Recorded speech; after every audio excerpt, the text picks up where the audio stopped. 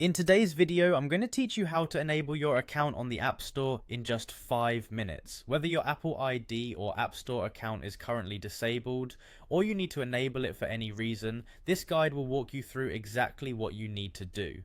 Firstly, let's address why your account might be disabled. Common reasons include security issues, billing problems, or entering the wrong password too many times. Understanding these reasons helps us better address the underlying cause and prevent future issues. With that out of the way, let's dive into the steps you need to take. The first thing you'll want to do is to try signing in again. To do this, head over to your device's settings, tap on your name at the top, then navigate to Media and Purchases. If you're already signed in, you'll want to tap Sign Out. Once you've done that, sign back in using your Apple ID and password. Often simply signing back in refreshes your connection with Apple's servers and resolves any minor issues. Now if you're still having trouble, it may be time to reset your password.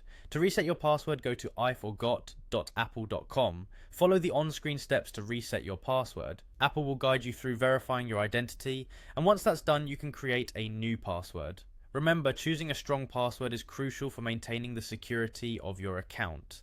Next, let's verify your billing information, since this is a common issue that leads to account disabling. Again, head into your device's settings. Tap on your name, then select Payment and Shipping. Make sure that your payment information is valid and up to date. Expired cards or incorrect billing addresses can often be the root of the problem. Update any outdated information and save the changes. If you've tried all these steps and your account is still disabled, it's time to contact Apple support. Visit getsupport.apple.com, where you'll find a multitude of resources to assist you. Apple support can provide personalized help and address specific issues with your account that you may not be able to resolve on your own. By following these steps, you should be able to re-enable your App Store account.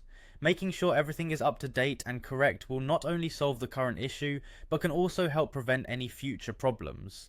Apple's support resources are always available if you need a helping hand along the way.